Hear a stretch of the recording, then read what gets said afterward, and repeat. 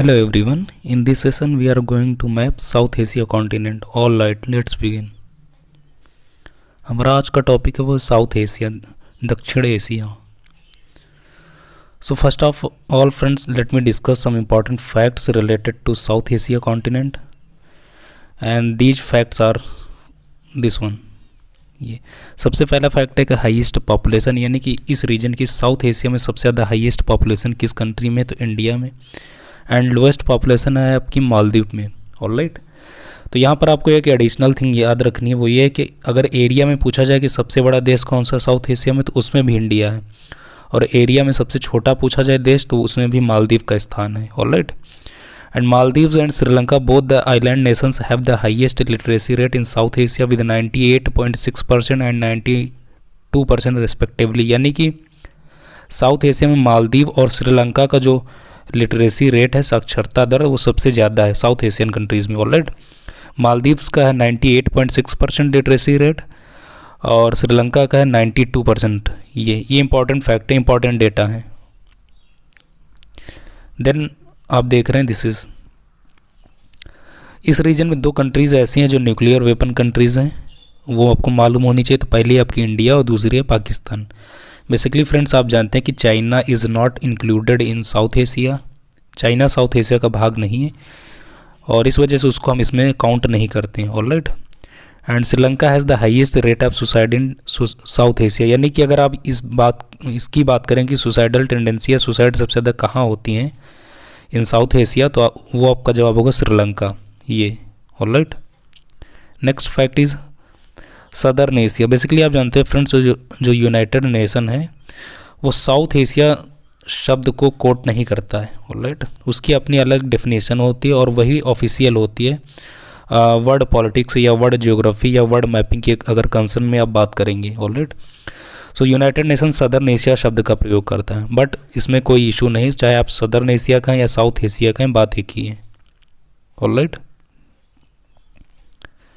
सो आप देखेंगे कि southern Asia population is equivalent to 24.89% of the total world population. यानी दुनिया की जितनी पॉपुलेशन है उसका 24.89% ये केवल आपके देखेंगे कि साउथ एशिया में ही है. ऑलराइट, ये इंपॉर्टेंट डेटा है हमारे लिए. फ्रेंड्स, ये जो फैक्ट्स होते हैं ये बहुत इंपॉर्टेंट होते हैं, जो मैपिंग से पहले हम डिस्कस करते हैं. एंड पॉपुलेशन डेंसिटी आप देखेंगे साउथ एशिया की वो 303 पर किलोमीटर स्क्वायर. यानी कि 1 किलोमीटर स्क्वायर के रीजन में 303 औसतन पीपल जो है रेजिडेंट करते हैं. ये इंपॉर्टेंट डेटा है. ऑलराइट, और ये चीज़ नेक्स्ट दिस इज़ फ्रेंड्स, अगर आप समाचार पत्र पढ़ते हैं रेगुलर, तो आप इस शब्द से बहुत वाकिफ़ होते हैं, बहुत रूबरू होते होंगे, सार्क. ऑलराइट, इसके बारे में लगातार आप खबरें पढ़ते हैं. तो सबसे पहले वनडे एग्जाम्स में इसका फुल फॉर्म पूछा जाता है, तो इसका फुल फॉर्म होता है South Asian Association for Regional Cooperation. ये basically it was form established in 1985. 1985 में इसकी स्थापना हुई थी. एंड इसका जो मुख्यालय है वो है आपका काठमांडू में. काठमांडू आप जानते हैं बेसिकली नेपाल में. Alright, SAARC comprises 8 countries. Basically जो सार्क ग्रुप है इसमें 8 देश शामिल हैं. ऑलराइट फ्रेंड्स, आप जानते हैं बेसिकली जो कंट्रीज आपके सार्क ग्रुप में हैं, इन्हीं कंट्रीज़ को मिलाकर जो हमारा साउथ एशिया है वो फार्मूलेट होता है, वो बनता है. ऑलराइट, या आप ये कह सकते हैं कि जो कंट्रीज साउथ एशिया की हैं वही कंट्रीज आपके सार्क ग्रुप में हैं. ये चीज़. ऑलराइट, और फ्रेंड्स आप जानते हैं बेसिकली जो सार्क ने अगेन 2006 में एक ग्रुप लॉन्च किया था साफ्टा नाम से. ऑलराइट, साफ्टा का फुल फॉर्म पूछा जाता है कि south Asian free trade agreement. ये बेसिकली एक एग्रीमेंट है किनके बीच, तो आपकी जो सार्क कंट्रीज़ हैं उनके बीच में. 2006 में ये इनिशिएटिव लिया गया था, किसके द्वारा, सार्क के द्वारा. ऑलराइट, यानी ये पूछा जाता है कि किसका इनिशिएटिव था, तो ये सार्क का था. और कब लाया गया था, तो 2006 में. ये इंपॉर्टेंट फैक्ट है. अब हम देख लेते हैं सबसे पहले political mapping of this region. तो आपको पहले ये मालूम होना चाहिए कि बेसिकली साउथ एशिया जो आप जिस शब्द का इस्तेमाल कर रहे हैं बार बार, वो है क्या, वो लोकेट कहाँ होता है, तो यही है आपका south Asia. This is whole. Alright, this one. So basically आप जानते हैं कई बार इस शब्द को न्यूज़पेपर में इंडियन सब कॉन्टिनेंट के नाम से भी इस्तेमाल किया जाता है, प्रयोग किया जाता है। ऑलराइट, तो इस रीजन में शामिल कौन कौन है? तो अफ़गानिस्तान, पाकिस्तान, इंडिया, नेपाल, भूटान, बांग्लादेश, श्रीलंका एंड मालदीव्स। ये 8 कंट्रीज जो है, इन्हीं के ग्रुप को हम बोलते हैं सार्क कंट्रीज और साउथ एशियन कंट्रीज। ऑलराइट, तो सबसे पहले हम इनको जो है, आप देखते हैं कि यहाँ जो बेसिकली जो साउथ एशिया है, it is surrounded by 3 important water bodies that are Arabian sea, Indian ocean and bay of Bengal. इनके द्वारा ये सराउंडेड है। ऑलराइट, एंड बेसिकली फ्रेंड्स आप जानते हैं there are only 3 land locked territories in this region, that is Afghanistan, Nepal and Bhutan. ये आपकी land locked countries हो गई। Land lock countries basically friends वो कंट्रीज़ होती हैं जिनका बॉर्डर जो है वो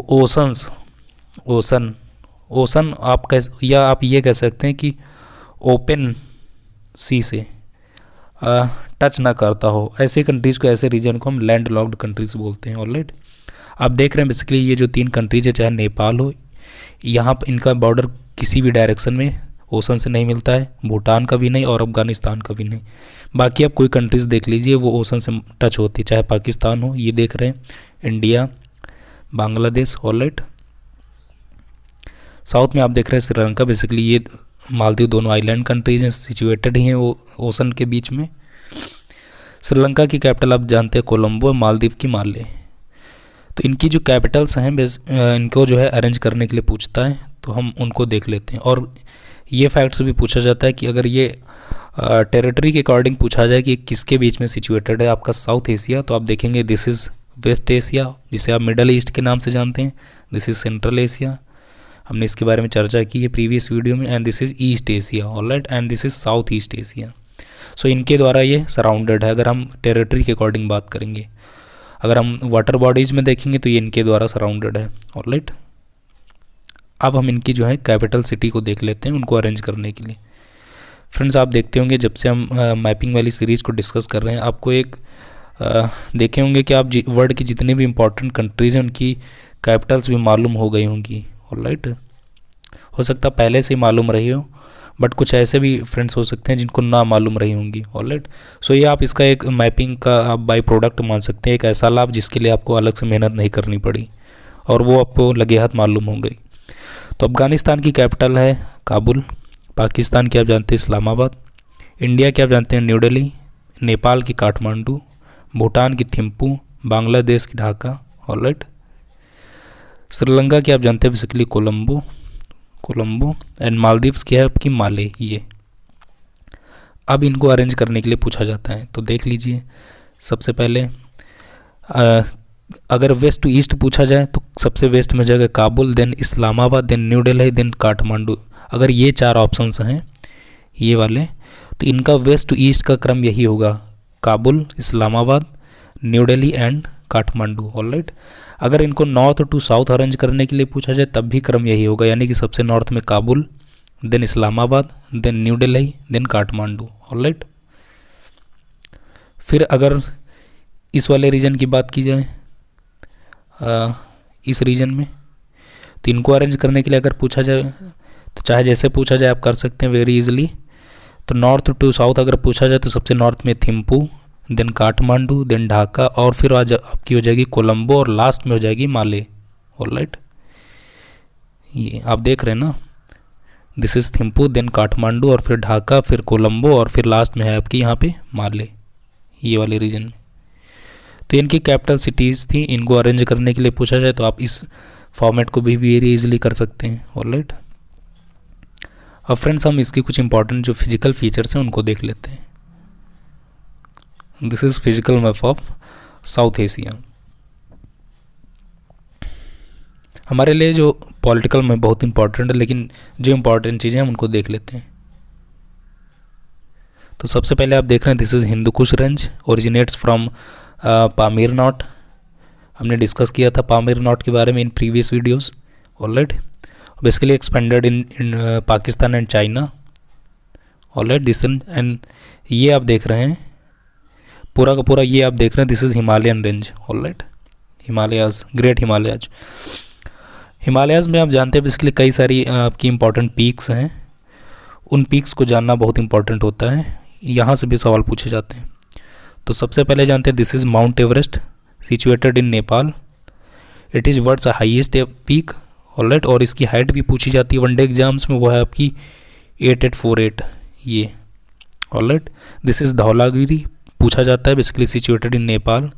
this is K2 Godwin, alright, basically in India, और ये आप जानते हैं ये इंडिया की सबसे हाईएस्ट पीक है, इंडिया की। अगर इंडिया की पूछी जाए तो वो K2 गार्डविन है, और वर्ल्ड की पूछी जाए तो आप देखेंगे कि माउंट एवरेस्ट है। K2 गार्डविन आपके इंडिया में है, ऑलराइट, और जो ये आपकी माउंट एवरेस्ट है ये आपकी नेपाल में सिचुएटेड है, दिस वन।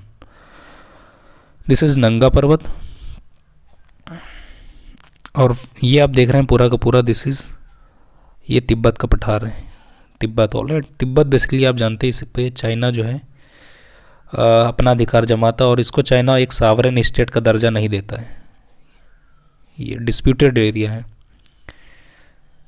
फिर आप देख रहे हैं ये basically this is Indo Gangetic plain, this is whole, ये वाला रीजन, और ये आप देख रहे हैं कि this region is Indus river basin का, यानी कि सिंधु नदी तंत्र वाला रीजन ये है।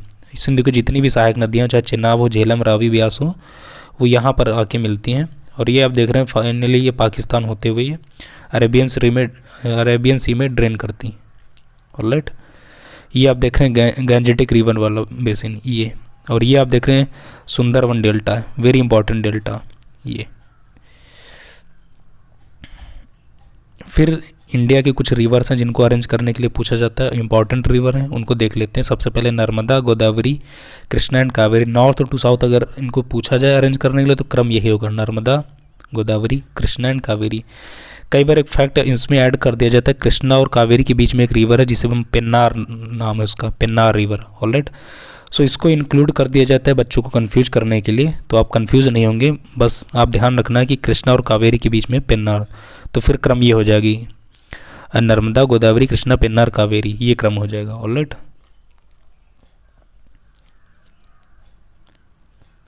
वाटर बॉडीज हमने देखी ली, और ये आप देख रहे हैं basically this is Brahmaputra river which इंटर्स from Arunachal Pradesh in India, and this is known and यार्लो Tsangpo in China, यार्लो Tsangpo, alright. इसके कई सारे डिफरेंट नेम हैं, चाइना में दूसरे नाम से, फिर जब इंडिया में इंटर करती तब दूसरा नाम, और फाइनली इसको एज होल देखेंगे इंडिया में इसको हम ब्रह्मपुत्रा के नाम से जानते हैं, Brahmaputra, alright.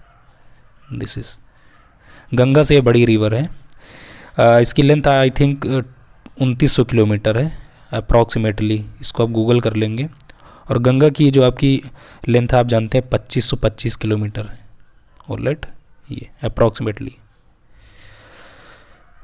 Alright friends. So friends, this has something related to South Asia continent, and I hope कि यू एंजॉयड दिस वीडियो।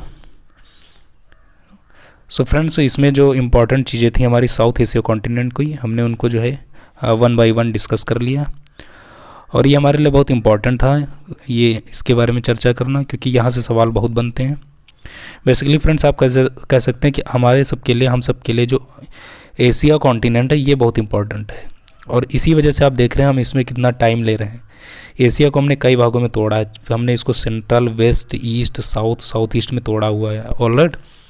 चूँकि यहाँ से सवाल बहुत पूछे जाते हैं, इसलिए बेहतर होगा कि हम थोड़ा समय लें लेकिन अच्छे से करें, यहाँ से कोई चीज़ें हमसे छूटे ना। और आई प्रॉमिस कि अगर आप इन सारे वीडियोज़ को कर लेते हैं तो आपसे कोई सवाल नहीं छूटेगा, और वेरी इजीली आप टैकल कर पाएंगे इन सवालों को। सो फ्रेंड्स, चूँकि वक्त अब मुझे अपनी छड़ी दिखा रहा है, और इस वजह से मैं आप सबसे इजाज़त चाहता हूँ। मिलेंगे किसी नेक्स्ट वीडियो में, फिर ढेर सारी बातें होंगी, तब तक के लिए बाय बाय, नमस्कार।